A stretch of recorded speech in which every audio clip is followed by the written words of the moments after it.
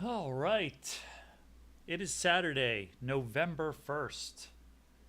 Let me make sure that the stream is up. Yep, it is. All right, it's November 1st, which means I missed my deadline for the Ash Halloween cinematic. Um, I made a big push during the week.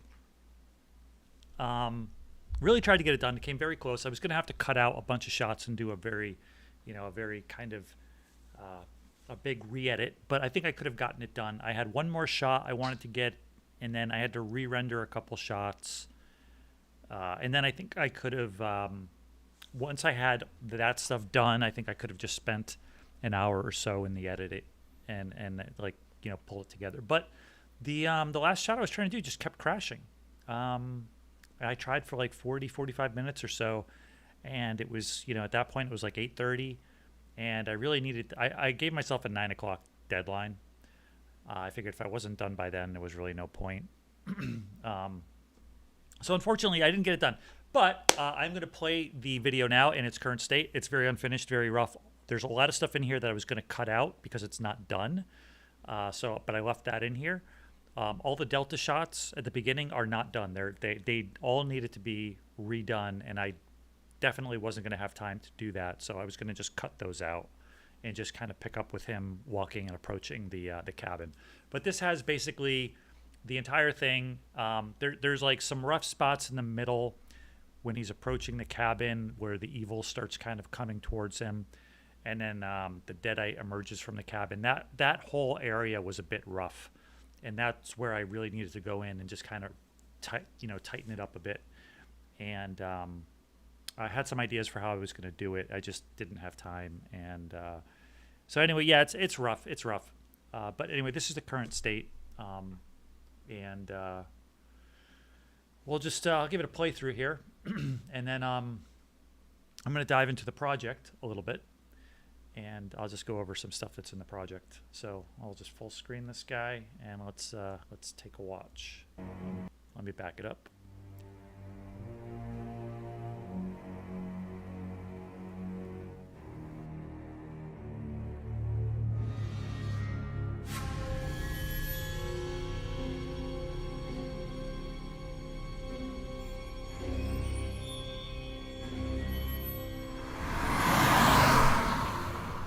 I had a real life once. A job, a car, a girlfriend. Together we drove to a cabin in the mountains. An archaeologist had come to this remote place to translate and study his latest find, the Book of the Dead, Necronomicon Ex Mortis. It was never meant for the world of the living. The book awoke something dark in the woods.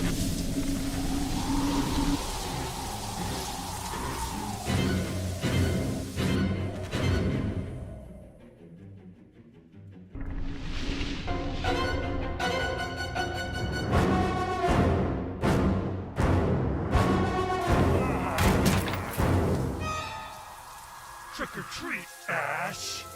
We're gonna get you.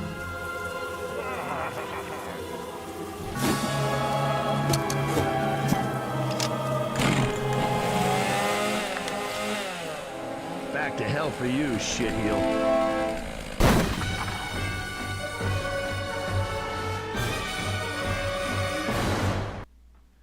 All right, so there's the the current state of it. Yeah, I mean, I was mainly just trying to get the end shots of him in the forest. Trying to get these. Like this is shot that I needed to re-render. He needed to be carrying the bag, which I actually have it set up. I just needed to re-render it. So he's carrying the duffel bag, and I never did the strap. Like I was going to do a strap that goes over his shoulder. That duffel bag was so difficult to do. I spent days on the damn duffel bag. But anyway, yeah, this whole area here is like quite rough. What I wanted to happen was as he was approaching, um, I wanted to have the evil start kind of coming towards him.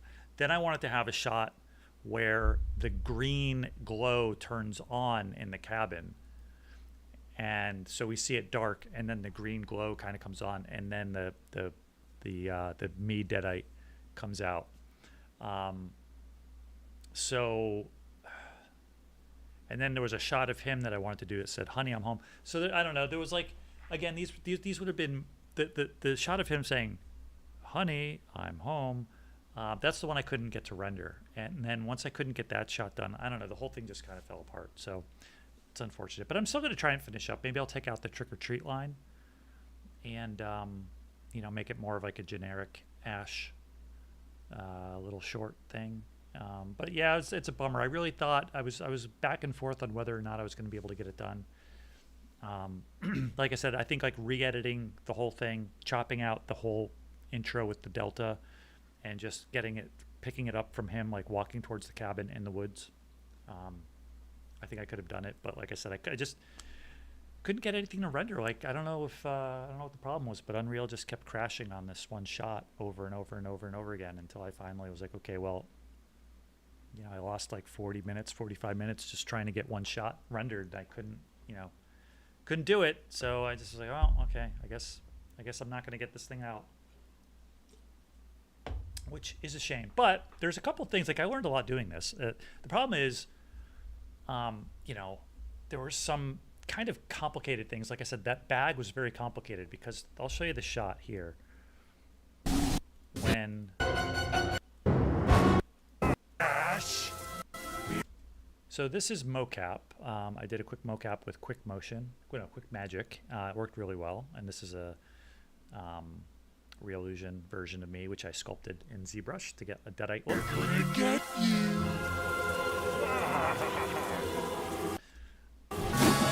So that shot right there. So that's the bag, and I was trying to figure out, okay, how do I deform it? And then when he drops it, it's like, all right, well, how am I going to do that? Do I sim it? Do I animate it? Like what I wanted to do was sim it, but man, like trying to record a sim with Take Recorder is really, really hard.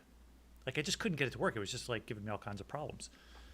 So it's mostly animated, keyframe animated. And then what I had to do to deform it was I put a lattice deformer on it, one of the new lattice deformers that they introduced, to just give it a little bit of a bounce when it falls. It's very subtle, but I think it adds a lot.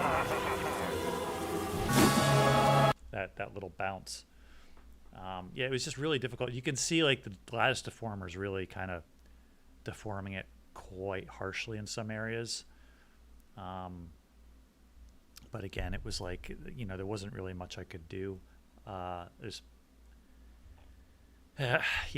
was really difficult. Like the bag in general was just hard. I ended up just generating an image with Midjourney, and then I used I forget which 3D AI 3D modeling thing I used to take that image and generate a model. And then I basically just used that as a starting point. I brought that into ZBrush, retopologized it, and then I added in like the piping along the side, and then I added in the zipper, and you can see here like the zipper's kind of breaking with the lattice deformer here. But I added in the zipper, I added in the piping along the edge, I modified the handles, and then I textured it up I had to UV it, and then I textured it up in Substance. And let me just hop into Unreal here. So here's basically most of the things that were in the short. So the Delta was never really finished, and there were some render artifacts in that first shot because they're basically parts of the Delta missing. So what you're actually seeing through the Delta. So this was like the doors that I just brought in, because the one that was in the shot, it was not textured. So I had to like separate that out and do a textured version. And then I had to, I was gonna have to like bring in these parts that were missing. And then I did the seat specifically for the shot. Got some issues with the geometry here. I had a lot of problems with the Delta. It's a great model, but it's tries. So trying to work with it was really very, very difficult. It was very tedious trying to select. Oh, I missed some material assignments here. It was very, very tedious trying to work with it. But it was just for a quick shot, so I just, it would have been fine for what it needed to be. And then of course I've got the Book of the Dead here, which I think is probably a little too small, needs to be a little bit bigger. And then I had some Shemp scans. Ash's beer of choice. And then here's the bag. So this is the bag without the deformer on it. So this is the model. And I do have a version of it with the handles up, because I wasn't sure if I was going to have him carrying it. I wasn't sure if I was going to like cloth sim these handles. Like I didn't know how I was going to go about approaching this, and it was just a lot of like trial and error trying to get the stupid bag for like a 24 frame shot or something. It's crazy. But we got the I made just some props to go in the bag. I don't think we see this in the shot. And I also have the dagger, which I don't have in here, but I did make the dagger. Let me find the dagger. So,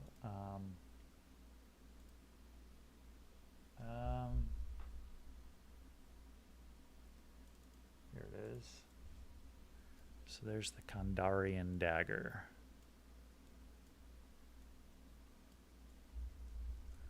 Actually, we could, do I have collisions on this?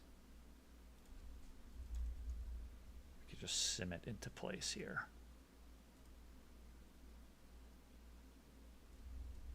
Yeah, no, the collisions are not set up properly. But yeah, basically what I was trying to do with the bag was just start everything up in the air and then just simulate it. So like that. So you get that nice, you just get, oh, no, the collision on this stuff is interesting. Why is it?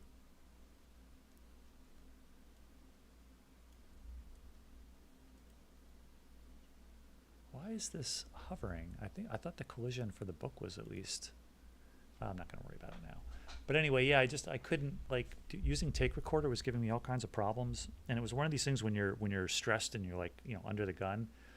Once something starts to kind of unravel, it just like, oh, I don't have time to sit here and debug this for like a day. So I just decided to hand keyframe it, especially since it was just such a quick shot.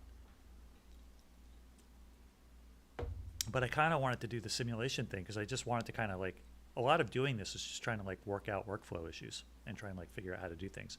But I did figure out some pretty cool things, which I will kind of show, because one of the things is this, so decals that you can get from Quixel, a lot of them are are repeating and tileable, and it makes it hard to because if you put something on, it's got like a hard edge. So what I ended up doing was I modified the master Quixel material with a mask, and I just put a mask here, and then I put a switch to use mask off or on, and I guess I have it set by default to true. I probably should have set it to false by default. But anyway, so if I show you what this looks like with if I turn use mask off, see, it's just a square. Now, if I'm going to put this down on the ground somewhere, that's going to, that's going to have a hard edge, and it's not really going to look very nice. So I just added this mask, and then that way I could drop these decals down and get this nice fall off. And I could use this like around the set area, and kind of scatter this around and get kind of a more natural feel.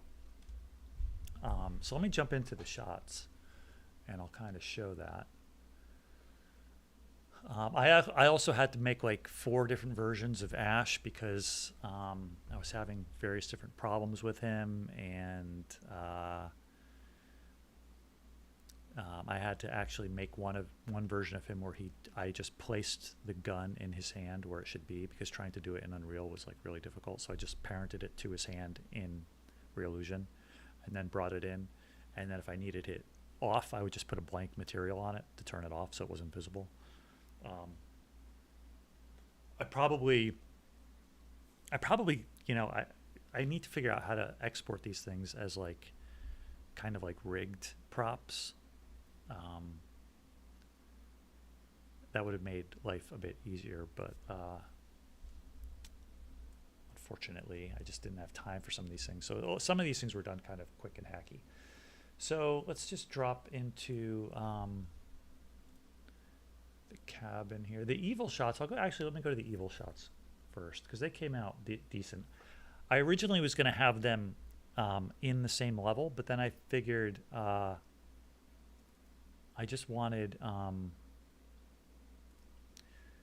didn't want to break anything in the cabin shots, and I wanted to have like a nice long stretch to run the camera down. So I just figured I would copy that level and then delete the cabin from it, and then just do a separate evil pass. So this is the forest for the evil, and it looks like I got some shaders compiling here. And one of the things that I realized is you really can't rely on textures for a ground plane like in a forest like this. You just can't. It just even I don't have displacement on, but even if displacement was on for the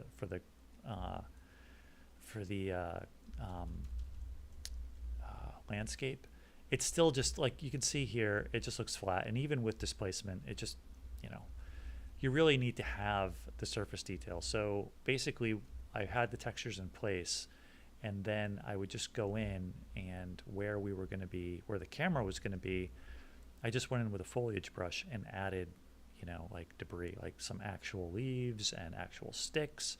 And another thing that I did was, I don't see them here, but I actually made some pine needles. And all I did was make tubes in Unreal. I just modeled them directly in Unreal. I just made some tubes, used a lattice deformer, and bent them, merged them together, stuck a plain brown material on them, and that was it. So if I go to foliage here, are they in here? They're not in here.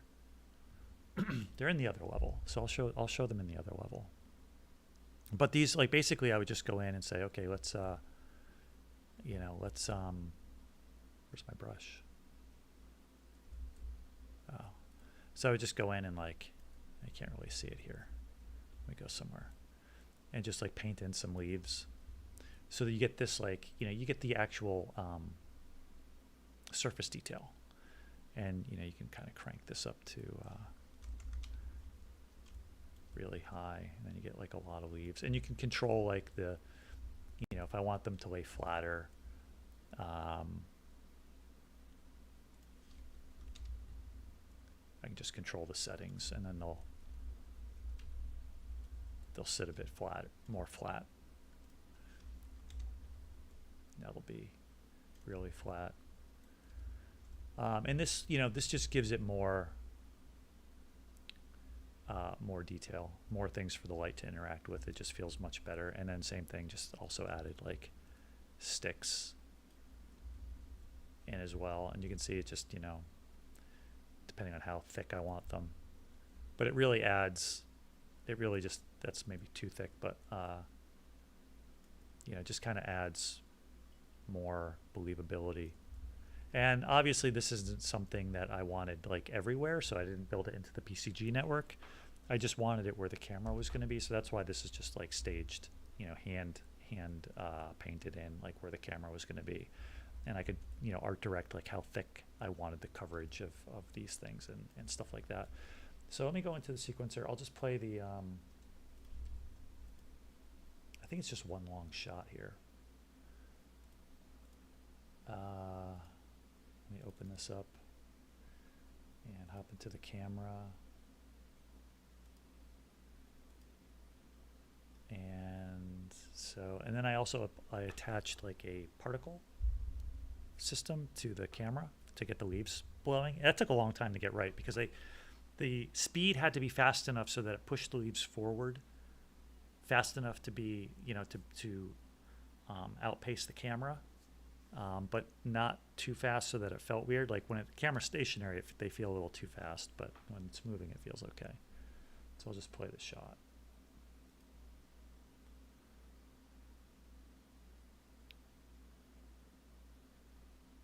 And I kind of animated the frequency of the leaves as we go over an area that's got more leaves on the ground. I kind of increase the spawn rate. And it's basically just, just that. It's just kind of going over just a single stretch. And then, I just cut it up in Resolve, grab the parts that I liked. I put in some volumetric fog, which is a volumetric fog pack that I bought on the marketplace, which is really nice. You get some nice like hanging fog, and there's some presets that are kind of fun to start from, and you can customize it. Make the fog feel like it's kind of clinging to the ground, like dry ice, or make it more like big and volumetric. And the render quality here isn't quite what the final would be, but anyway, that's the evil shot. It's just that one single shot. Now I'll hop into the cabin. Well, you know what? I'll show you the road. No, that's not what I want. I want the...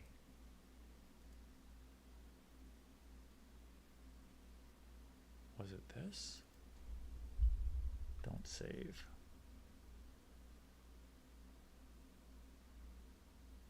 Yeah, I think it's this. So the road needed a lot of work. And like I said, I wasn't going to have time to do it. But like the road texture, it's a paved road, but I think like in the movie, it's more of like a dirt road, like once he gets to the cabin. So not that I have to match exactly to what was in there, but I wasn't sure if I should do like a paved road or maybe do more of a dirt road. Like a dirt road maybe would have been a little more interesting, but then, maybe I would have had to put debris kicking up or something. But same thing for the road. It's just the PCG network for the forest, and then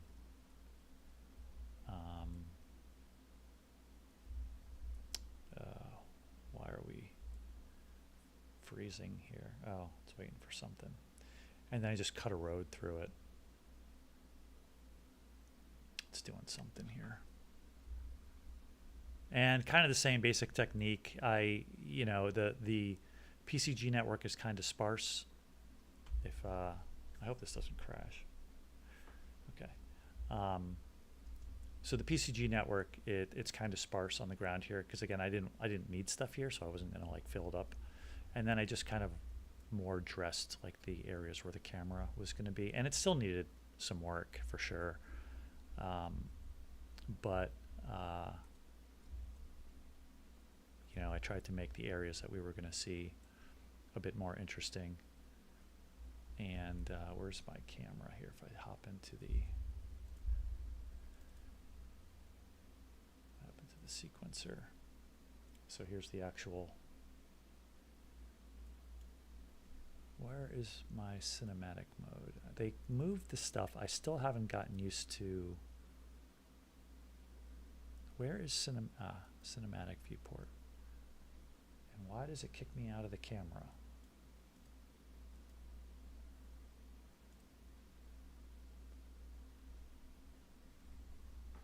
So the great thing about Unreal is like you can, play stuff back in real time.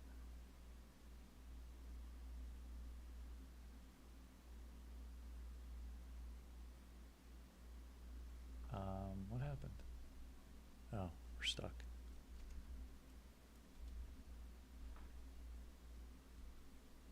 So you can see his feet, like he's not really posed, that those are his feet coming through the ground. And again, there's a lot of work that needed to be done here to just kind of tidy this up, which I never got around to, but it wouldn't take too long, like a day or two. I could have just gotten these road shots looking better, and then just fix up the delta. And then, wow, having a lot. I think it's because I'm streaming, and I've got the screen capture going. It's really chugging along here. But he's not animated at all in this shot, and like the inside of the car is missing. So if I go, where is he? And the camera is just like parented to the car, and then I think did I put a fill light? Yeah, so I put a couple lights around him. So you can see like the inside of the car is missing, and that's why we're getting these render artifacts. So I would have had to like fix that.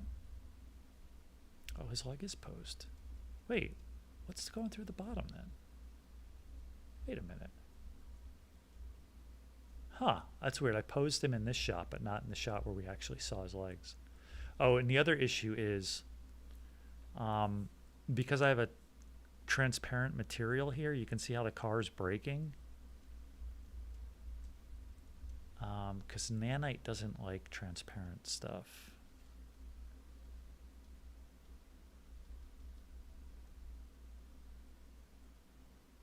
It gets better, but it's still broken. So the other thing I was going to have to do was export the. Although, did it render like that?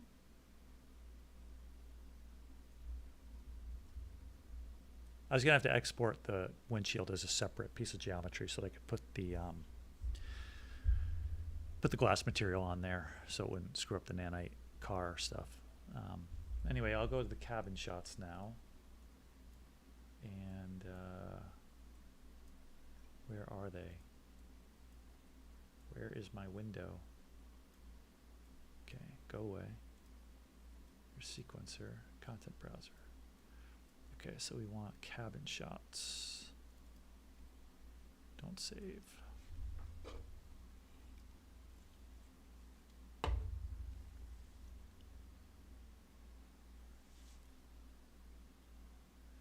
So the cabin I actually built a year ago, maybe 2 years ago, because I was going to try and maybe it was last year. I don't remember. I was going to try and do an Ash thing last year, and I didn't really get. I started it way too late, and so this year I said, oh, you know what? I should go and finish that.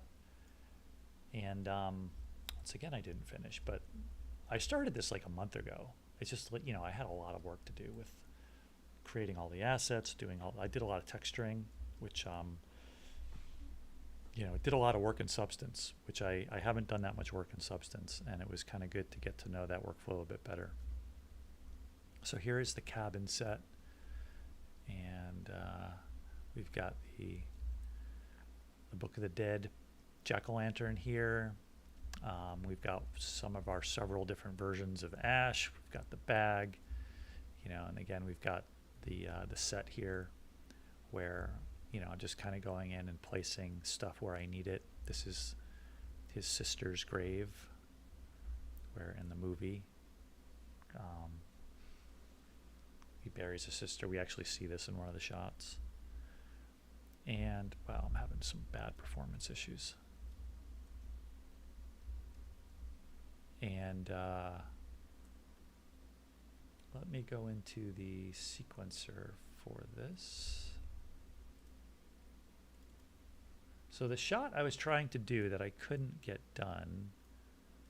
Oh, so another thing I was like finally figuring out, and I'm trying to figure out like the best workflow for this stuff. And I think I've realized that the character, like everything that's going to be animated should be a spawnable asset. And that's kind of the approach I started to take at the end. I've got some of these things in. I didn't want to delete them because I wasn't sure if there were any sequences that were using them.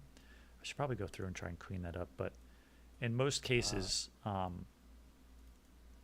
what I would do is I just took all those objects, put them in a hidden. This shouldn't be orange. It should be red. I just put them in a hidden folder and then assigned a visibility flag to them so that it would turn them off. And then, the animated version of the character is a spawnable, which means he only shows up in this sequence. So once I'm out of this shot, he goes away. And that way, I think that's the best way to go about doing it. Obviously, there might be an exception, to that, but that was kind of the approach that I took. Wait a minute, I just realized something. Where's the rest of this? This is like a seated swing thing. I thought there should be a back to it. I never did the chains. In the movie, this thing kind of like swings back and forth and hits the cabin. Like that would be a cool shot to do. In fact, that's probably maybe like mandatory when I finish this. But the cabin is something I built a while ago. It's all very just single pieces, like single planks that I layered together, then merged them to make the pieces. And I think you can see these are all the merged versions, but somewhere I've got like, these are just the individual boards that I think are Quixel boards that I just assembled into shutters. And then for the cabin walls, I think I just put same thing. I put the planks in a row, and then I used a boolean cutter to just like cut off the edges. Or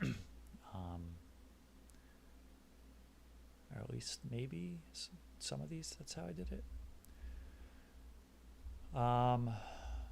Yeah, so it's just like a bunch of stuff, and then the cabin here is basically just reused parts of the woodshed here is basically reused parts of the cabin.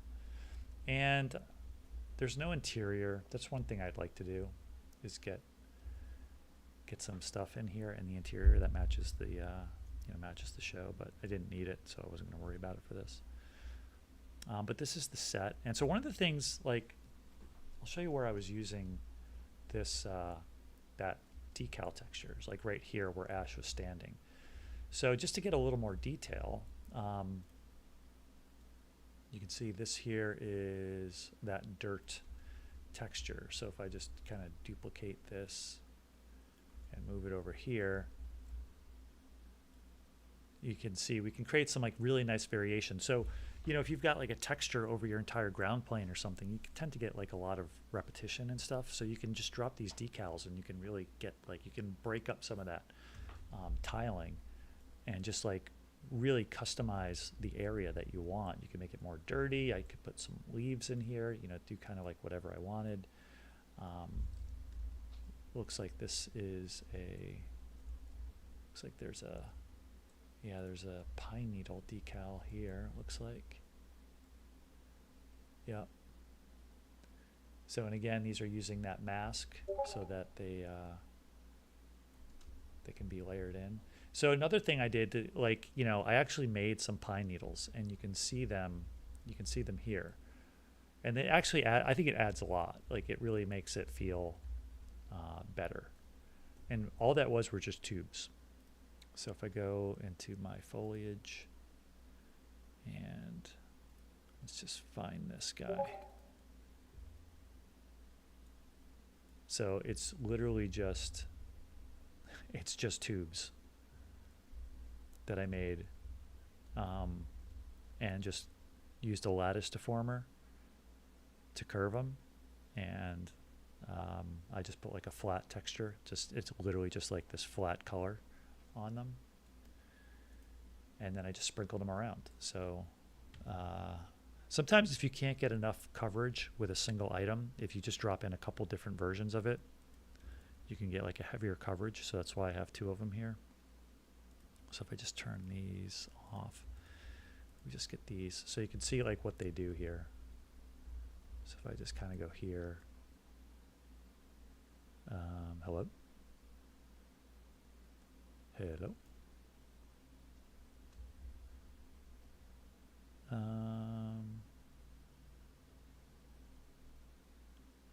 Paint density, what's going on here? Density, scale, whoa.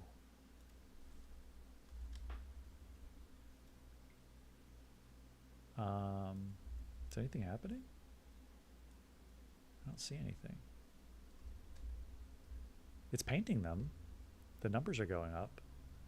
Are they dropping below?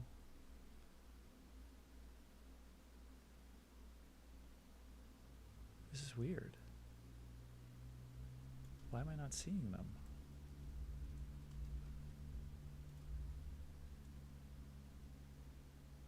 Huh.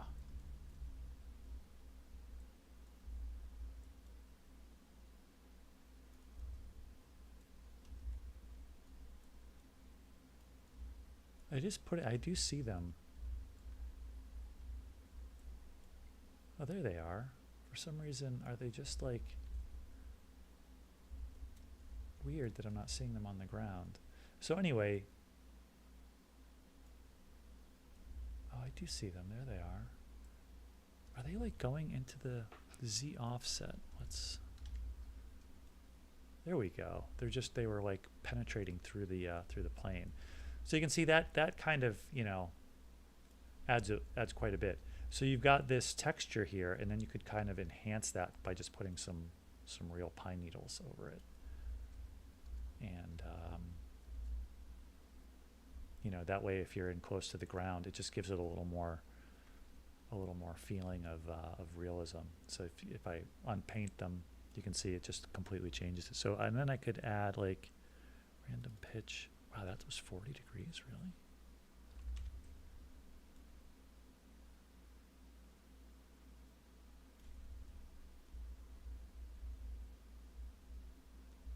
Some of them should be like standing straight up if I'm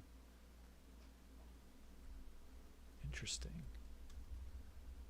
Random pitch, 80 degrees. If I go 90, this means some of them should be like perpendicular to the ground, but I don't see that happening. Very interesting.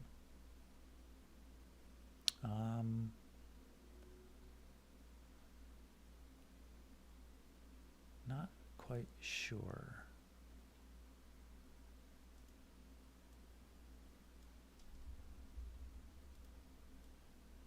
Well, anyway, it's a bit odd. So I thought that these really helped the set, you know, and I just kind of like put some here, and I think they added a bit of detail. I got some overlapping sticks here I should probably fix at some point. So let me just hop into the sequencer. Oh, I'm already in here. Let's get out of paint mode. And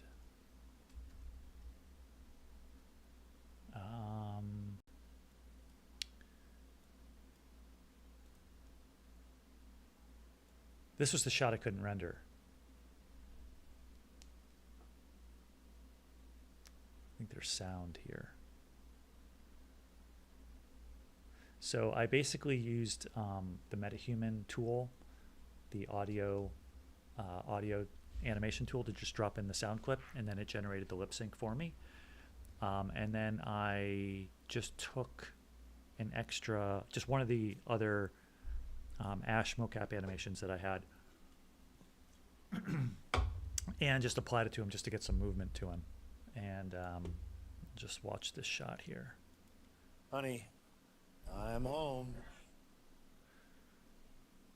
Honey, I'm home. I still not happy with that head tilt. So let me see if I can find. Let me see if I can find the shot.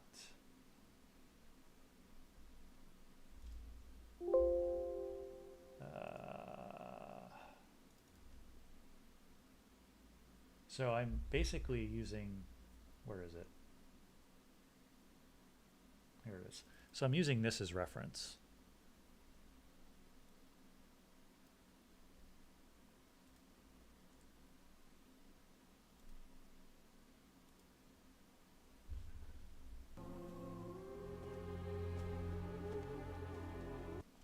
So you can see, like, this is, you know, this is the bag that I gave him, and I was going to try and put the strap on him, and like I just never got around to doing it.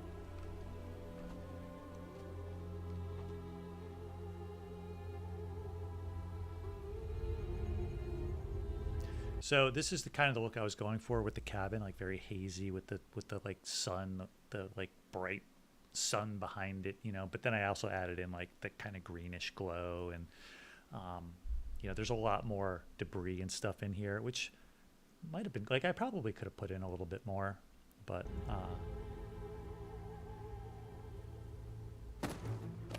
so these are the shots. These are the shots that I was basically copying right here, this montage.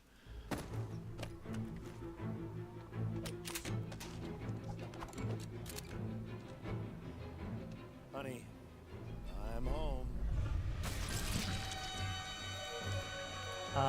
So yeah, that was those were the shots. So I was trying to get that little head tilt in here, and I'm not an animator, man. You know what I'm saying?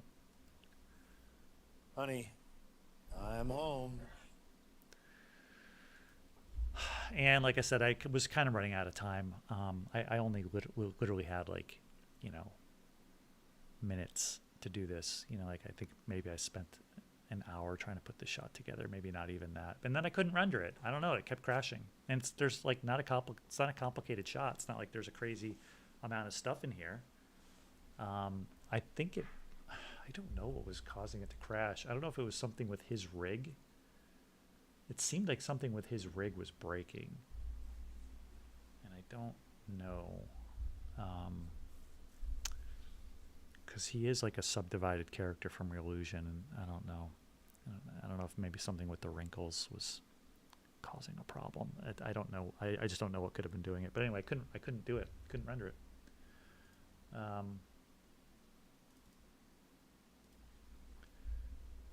But if we go to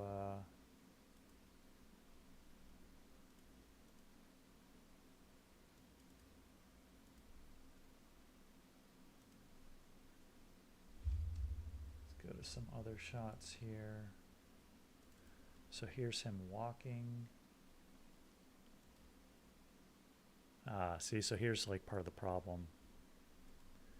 So yeah, so I've got the bag on him. Oops, I'm in the camera. So this is like, you know, this is an old shot. So this is where I was saying, see, he's got the bag attached to him. I just basically had to re-render this to get the bag for continuity.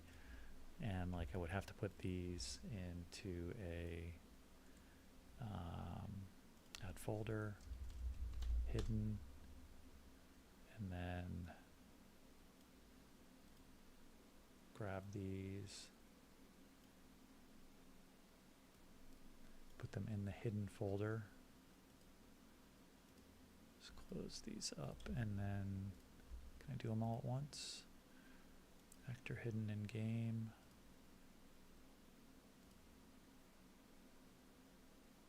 And it doesn't look like it did all of them. Okay, so I can just copy this and paste it.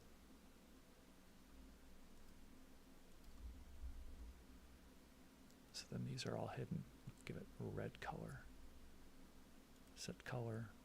Hello. Set color. Red.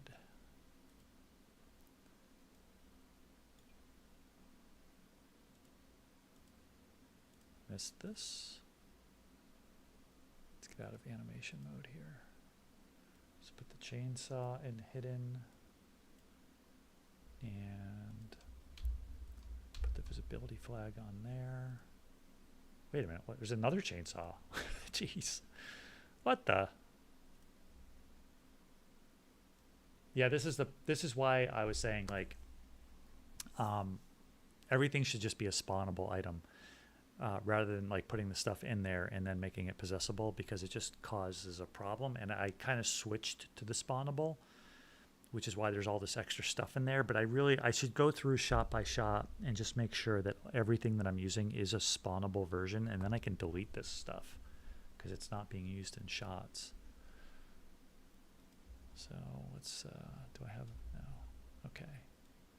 All right, so you can see this is the custom dressed area here where I've got like, you know, the leaves, and I got that decal here for the dirt, and then some of the pine needles, and it really adds a lot of detail. It's just so much better than just leaving a flat texture, you know, like this is good for back in the distance, whatever, but anything where you're up close, yeah, it's just, you know, build some actual geometry, put it on the ground, you know what I'm saying? Like if you're gonna do a cinematic, that's the way to go. You can't rely on textures. Even with displacement, you're still not going to get very good stuff. So if you're going to do rocks, like a rocky ground, you should just like scatter actual rock geometry. But, you know, just be prudent with it. Don't put it everywhere. Just put it where the camera's going to be. And then have them such that they blend with the texture that is on the ground, so you can't tell where the actual stuff starts and ends. That's what I tried to do here. Like, you know, these leaves kind of feel like this, although there's more variation than I have in my leaves, which I maybe could have worked on a bit more, but you know, whatever, it's fine. I don't think you're really going to know or see or care. So here's the shot of him walking. So again, I just had to re-render this with him carrying the bag, and then I don't know, maybe I could have gotten away without having the shoulder strap. I still don't know how I'm going to do the shoulder strap. I guess I'm going to just do a a flat strap that's rigged with bones in it and then just position it on him. But then how do I do the bag on him? Is it just going to be pinned to him like that? I guess that's all it needs to be. It won't actually have any physics or, be moving.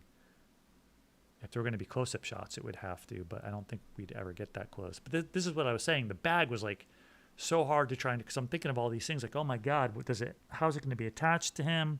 What about the shoulder strap? Like, is it going to be simmed? Is it going to be like, do I sim the handles on it? So maybe I get like, as he's walking, the handles kind of flop. All this just crazy stuff with the bag just made it really difficult. Let's go to that bag shot and I'll show you the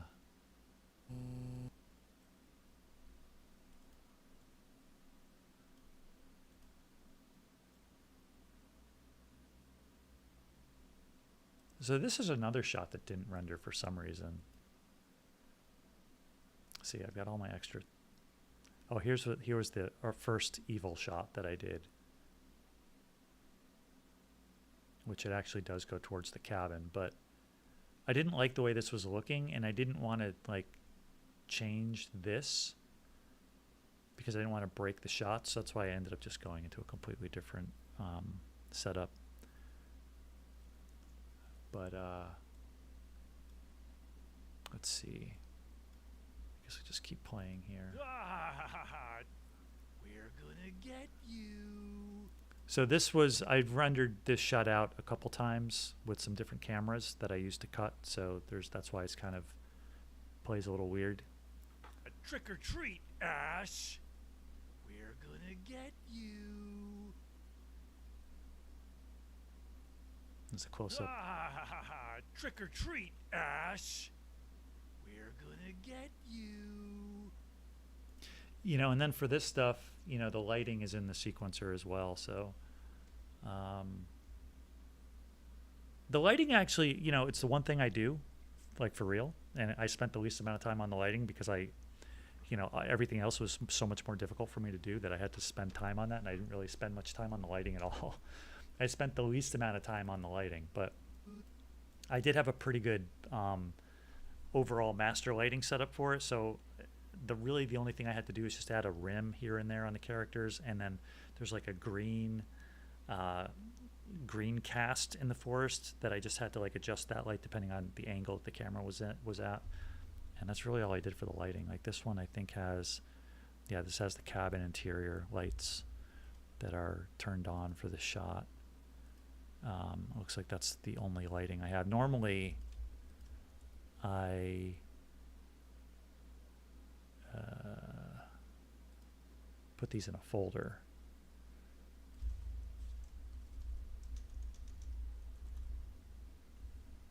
Lights or lighting. I don't know what my naming convention was. And then that way, those are all my lights. I'm trying to keep things organized. And then for the cameras, I always attach a trigger, like a little trigger sphere thing. I attach it to his head. And that gives me my focus. So my focus will always be set on him no matter where I put the camera. This is parented to his head bone, and it's offset so that it's like right at his eyes, so that my focus will always be dead on.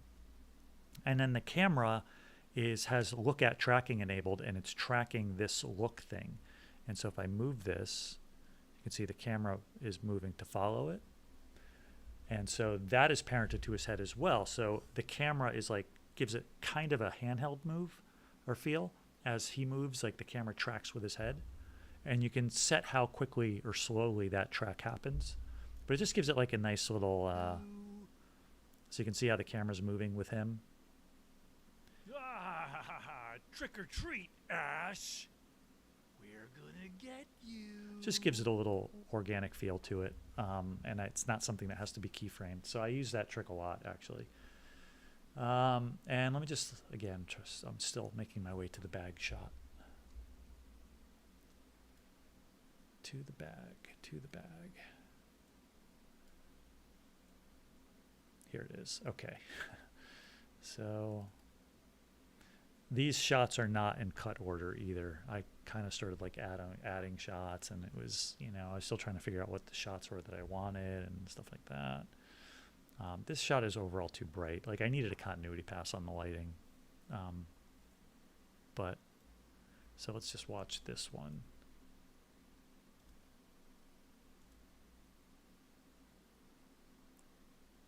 So if I pop out of the camera, that's kind of what's happening. You can see the chainsaws kind of penetrating here a little bit, but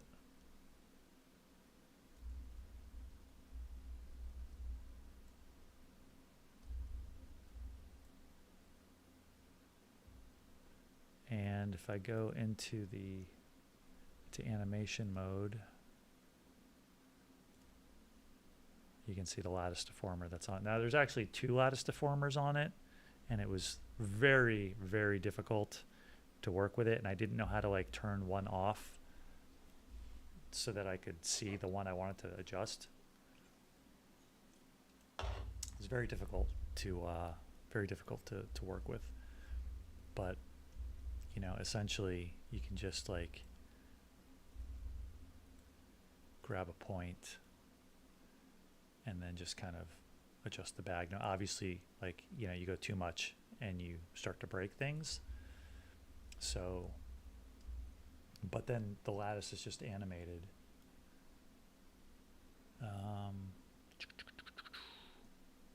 Where is it?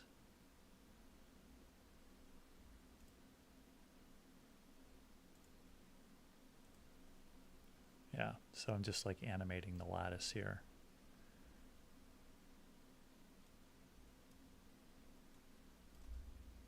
To give it a little bit of a bounce. It's just like, looks like just 3 or 4 keyframes. Nothing crazy.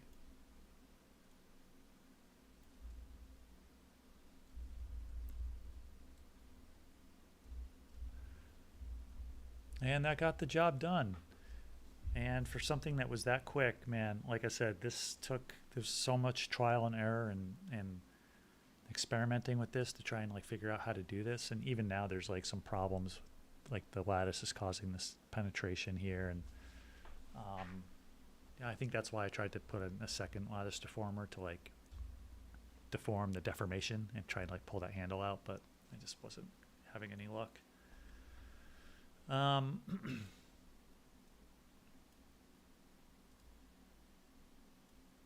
Then this is him lifting. Again, this had just a slight animation on the lattice to give a little give when he pulls this up. And again, you can see how like I'm really breaking the bag with this deformer, but I don't think you could really. Yeah, you can see that crease. It's kind of bad, but so anyway, in the bag, we've got the Kandarian dagger, the Book of the Dead, his flask. That flask is from the shot that I showed earlier. The flask is in that. There's a Shemps, and then this Club Broads magazine that was in the pilot episode when he opens up his trunk.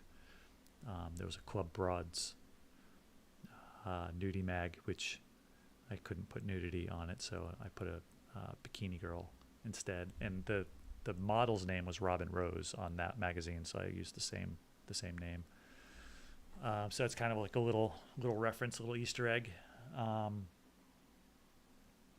again, like you can see, this is breaking with the lattice here. Yeah, it's a problem, man. But anyway, the bag was very difficult for just like the amount of screen time it had. It probably had the most work put on it because it's really not featured very much, but holy cow, was it a pain in the neck. And then what do we have after this? Oh, this shot was fun. So this one, he puts his hand in and then he twists, which you can't really see the twist as well as I would have liked.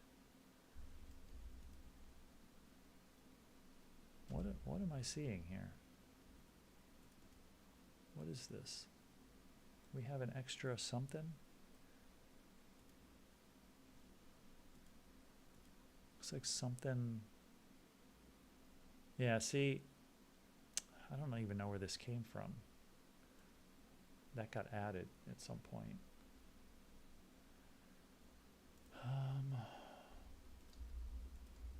Let's turn that off. So he grabs, pulls up the chainsaw, puts it again. This is like right from that opening montage, which I can bring that up again. Hold on. It's this shot here. So here's the shots that I was copying. I wanted to do his glove dropping, and that was one of the things that was on my list. And one of the things I decided I could cut, but that was supposed to be in there too.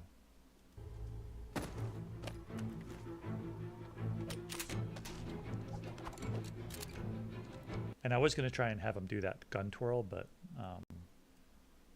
yeah, again, time. So this was the hand going in.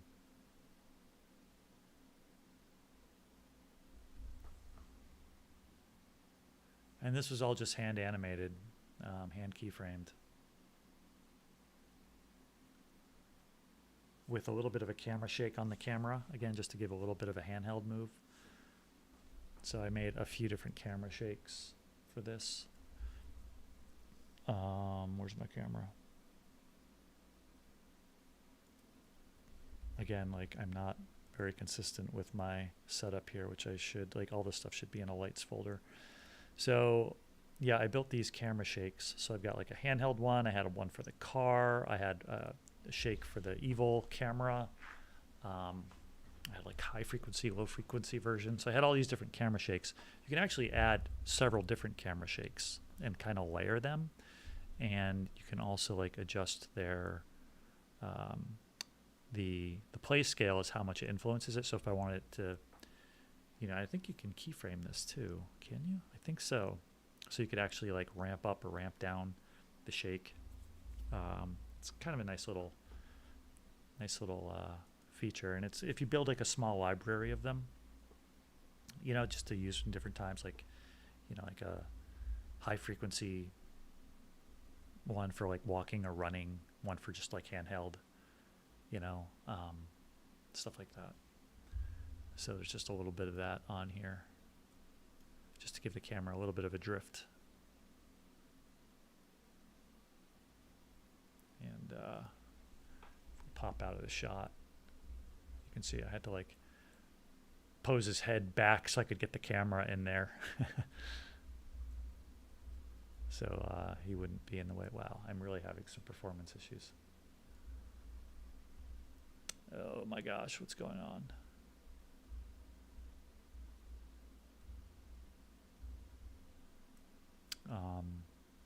Yeah, I was trying, like I said, another problem with the model is I had visibility turned off where the clothing was, but then in these like extreme poses, you were seeing that. So I had to like shoot around it and make sure the camera didn't see that. That's something I would have had to go in and fix in the model. But every time I re-imported him, it was like a huge pain in the neck because I had to assign all the textures to him.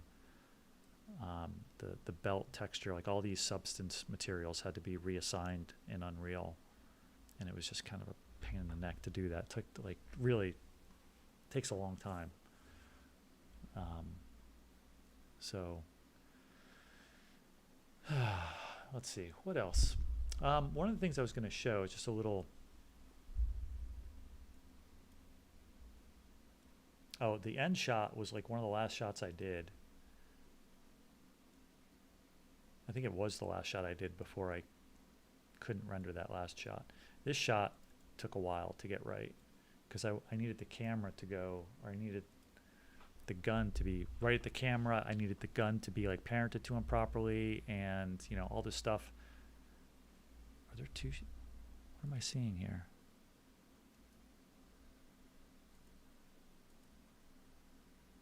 There's another shotgun.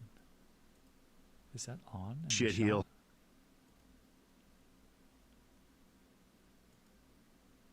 He's got two chainsaws. Oh my God! See what I mean? See, it's a mess. It's just a mess.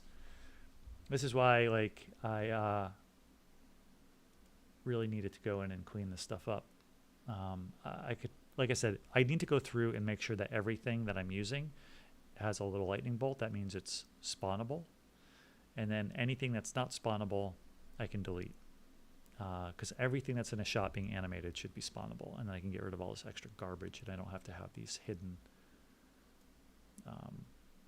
things. So anyway, this shot, like, he had to point it right at the camera. Back to hell for you, shitheel. I'm not getting very good playback here. Back to hell for you, shitheel. And this was a modified mocap. So back to hell for you, shitheel. Did the motion capture, and then I had to hand adjust the gun raise, and it's still a little bit messed up. But I don't think we could see it. Like, his hand position is a little screwed up. I would like to fix it, but I don't think we saw it, so I didn't. Let me hop out of the camera.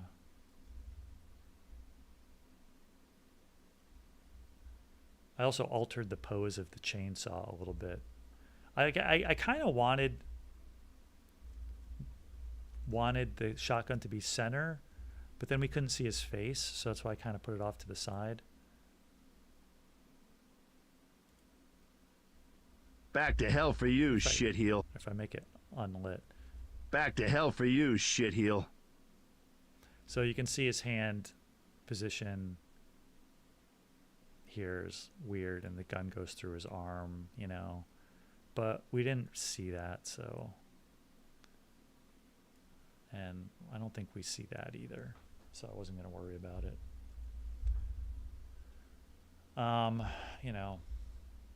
This shot, came out pretty cool. I don't know if maybe the focus should rack to the shotgun. Back to hell for you, shitheel. But again, for the lip sync, I used the MetaHuman audio tool, where I just dropped in the audio and it generated the lip sync for me, and then I just keyframed the facial expressions. Back to hell for you, shitheel. And I basically just like made him drop his eyebrows and gave him a little smirk, and that was about it. Nothing crazy. So the cool thing that I wanted to show, which is something that I just kind of was playing around with it. Actually, I think I have another level where maybe I could show it instead.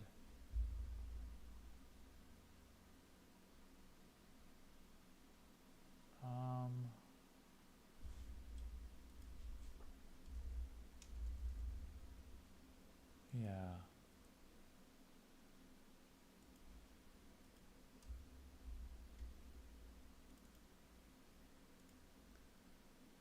So this was a technique I started.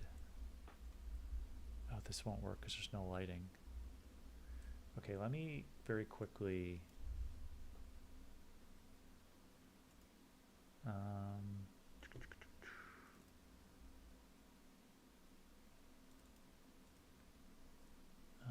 Let me go into this one. No, don't save.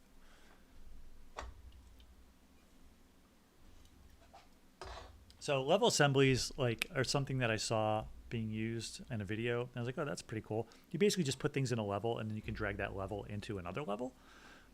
And so it's a pretty cool workflow. And I think I might have some of them in here. Do I? I do. Okay, so let's find this. Here it is.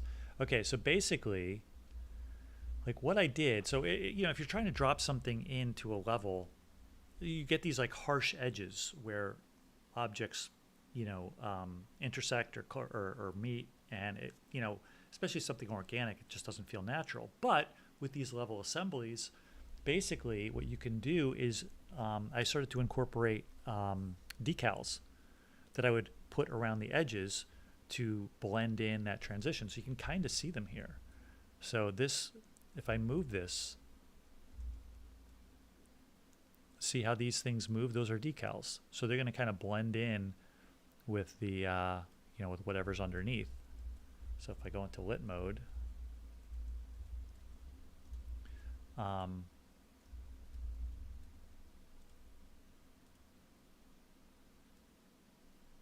this lighting is not the best to see with, but there's basically a bunch of decals that kind of blend in this transition. So this was something that like I thought was pretty cool and I want to start doing more of.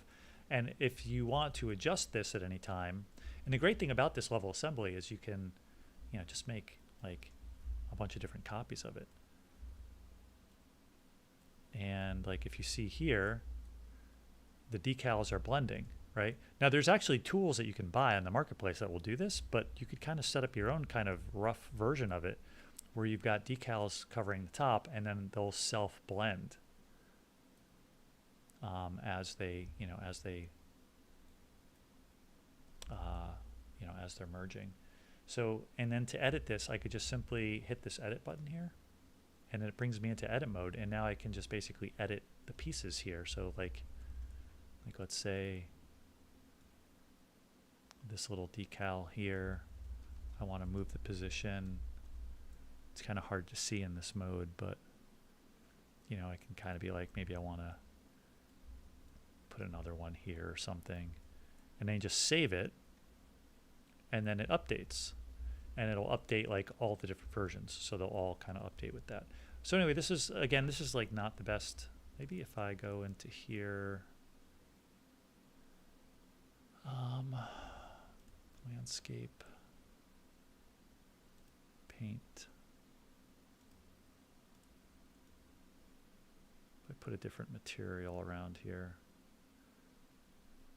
Yeah, so see, like, so there's a leave decal here, and see how this is kind of blending in. Now, I didn't do the best job, and I ended up like not really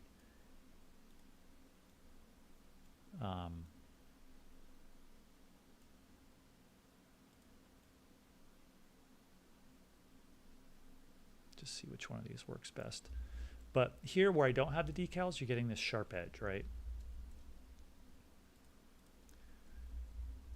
So if I go into the edit mode here and I say, okay, let's bring some of these,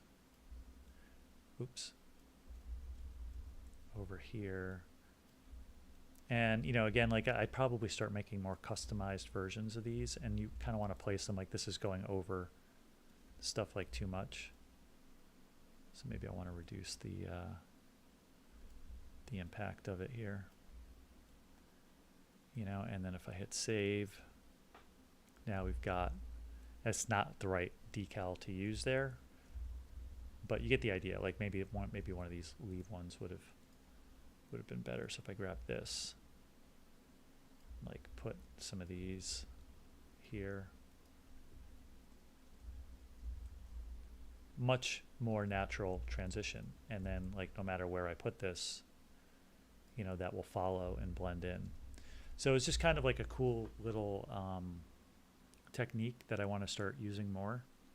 If I do more like organic sets like this, I'll probably start building these little layers. Now, like I said, this is, I've kind of got like too much decal action going on here, and you've got like,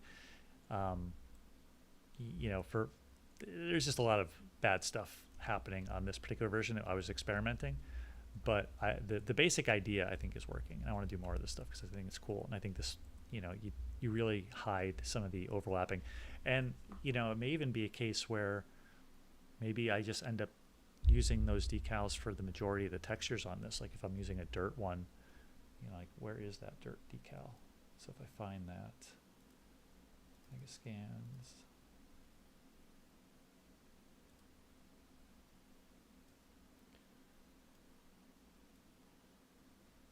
Looks like there's already a bunch of decals on here.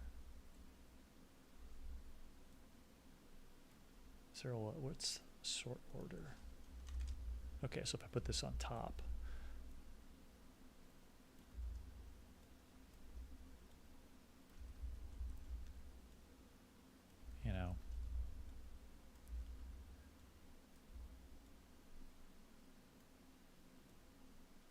Again, you have to kind of be careful because you do get the stretching on it, but kind of a cool little technique that could be interesting. Again, I'd have to spend a little bit more time, but the blending, using the decals to blend stuff, is pretty cool. All right, I think that's about it for this video. Hour long. Yeah, I just wanted to go through the project and I just wanted to show it. Didn't get it done in time for Halloween, but I am going to finish it up. I'm kind of burnt out on it though. I'll probably take a day or two since now, there's no rush to get it done. Maybe just take a break from it I didn't work on it today. I'll probably take tomorrow off too, and then get back and try and finish it up. I don't know. I might still cut out the Delta shots. I don't know. The Delta was a lot of work, and it still is. I don't know. I'll have to see I'll have to see how it looks when I get the new pieces in. If I have to make a lot more for it to get it to work, then I might just cut those shots out. We'll see. But anyway, that's it. Why don't we just play it one more time? The heck. Do I have it open somewhere? Here it is. We'll just play through it one more time, and then that'll do it for the stream. Let me full screen. Let me full screen. Come on. Here we go.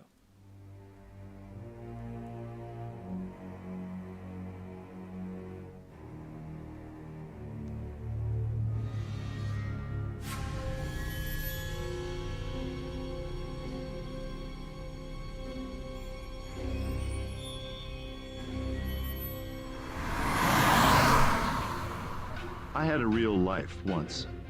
A job, a car, a girlfriend.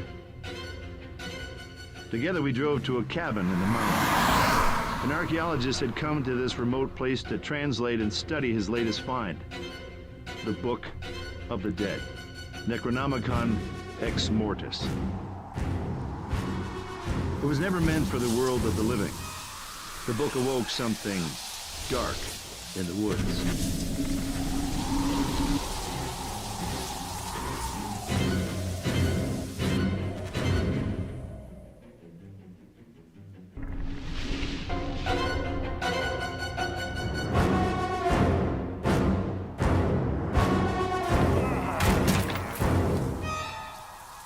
Trick or treat, Ash. We're gonna get you.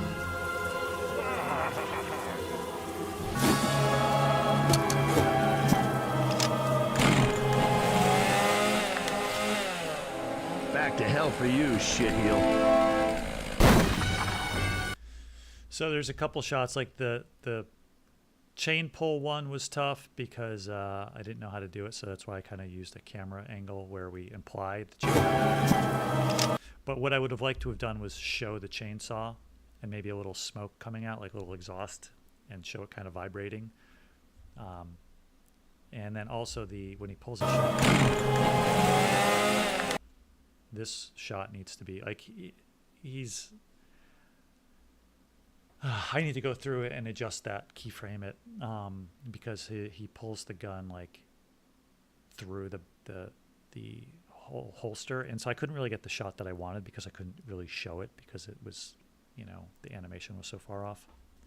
So that's one that would need to be fixed.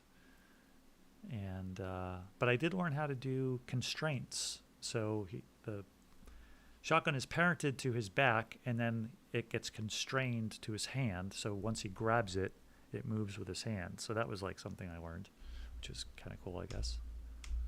Get you.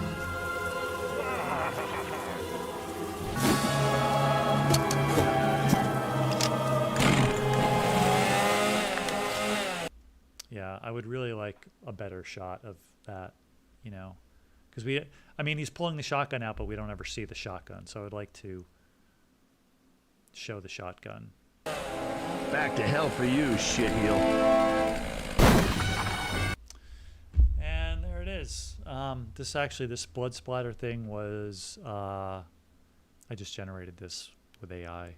I went to I forget which one I used, one of the video generator things, and I just said, blood explodes from the center screen, you know. And I wanted to do it in either Liquigen or Niagara Fluids, but again, just didn't have time. So maybe ultimately I will try still to do that, but yeah, well, that's about it.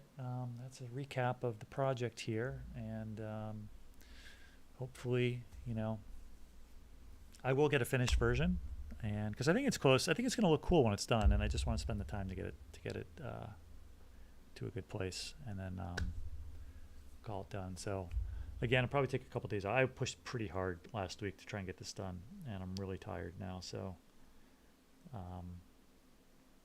like I said, I'll probably just take a couple days away from it and then try and get back in there and wrap it up and then move on to the next one. But yeah, it's good learning exercise, like discovering a lot of things, a lot of workflow things that hopefully will make the next one I do a little bit easier, a little bit faster, a little bit more efficient. That's really what this is about right now, is just putting in the reps, you know, trying to get as efficient as possible so that when I'm doing more complicated, bigger, longer things like Star Streamers, you know, as the length of it grows, the complexity grows exponentially. So having all that stuff worked out from the beginning will be a big help and save a lot of time. So, all right. Well, that's it. That's all I got. That is all I got. So let me find the stop button, and I'll catch you on the next.